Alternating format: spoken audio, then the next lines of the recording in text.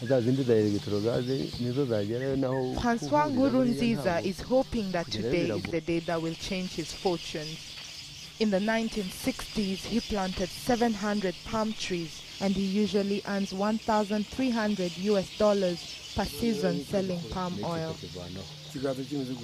But Rwanda is finding new uses for palm oil, and the 500 liters that Francois harvests each season could soon power one of the country's biofuel buses.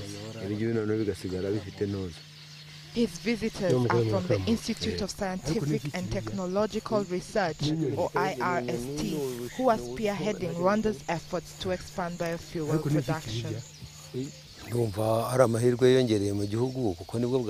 Being able to produce our own biodiesel is a plus for our country. It's the first time, and also it will benefit our people.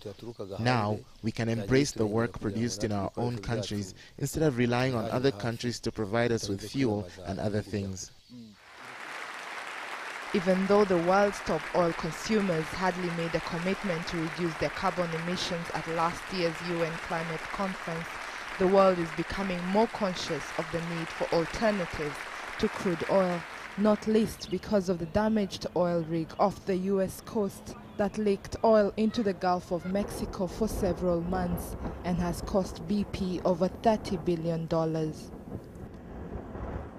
Biofuels are renewable because they're extracted from plants like sugarcane or palm trees, and they burn cleaner than fossil fuels.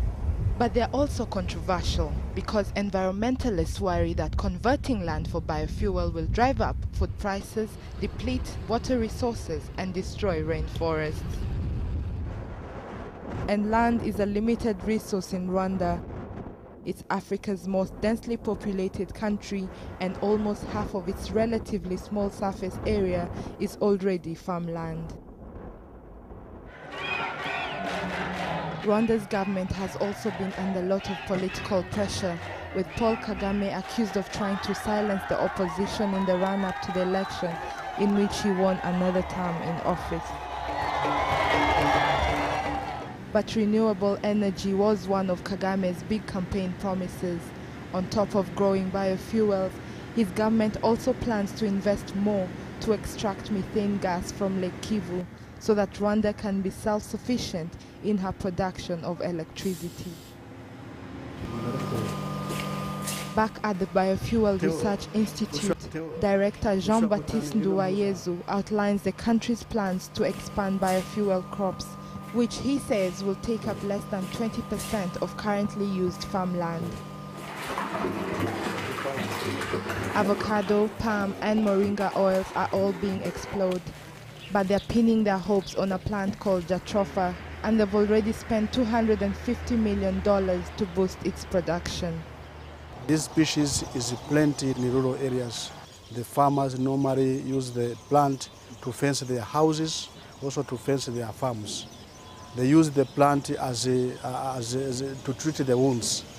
That they only use for it.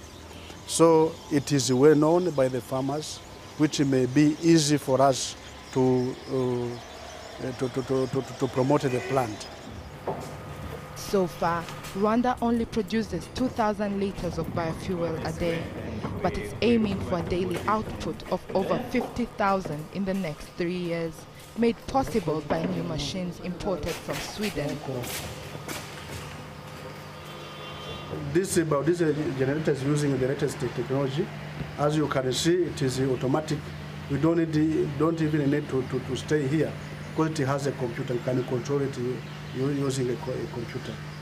And it can run those bigger machines, which can produce up to 340,000 liters of biodiesel per day. For all the controversy, a major advantage of biodiesel is that it emits far fewer toxins when it burns than normal fuel, and the researchers have a simple test to prove just that. Now you can see that the smell, there is no dirtiness. Also the smell is nice. Our biodiesel is free from sulfur. And like I told you, Using 100% biodiesel reduces the carbon monoxide emission by 48%, which is in agreement with the worldwide research findings. Landlocked Rwanda relies fully on fuel imports through the Kenyan or Tanzanian ports, which often creates shortages. Rwanda imports some 160 million liters of fuel annually. The government hopes that in future, almost all new cars here will run on Rwandan biofuel, like the Rwandan Biodiesel Express bus, which recently made its first trip to neighboring Burundi.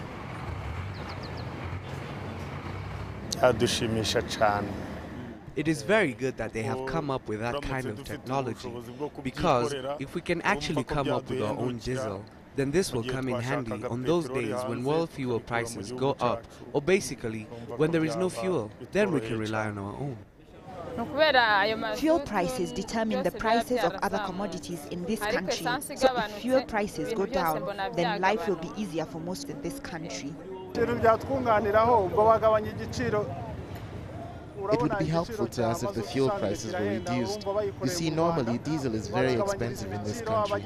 So if Rwanda is indeed making its own biodiesel, then it would make it cheaper for the truck drivers, people who use public transport or transport goods. It would make life better. Rwanda's challenge now is to find ways for its farmers to contribute to the country's energy production and earn more money in the process, without sacrificing the food crops that her people need to survive.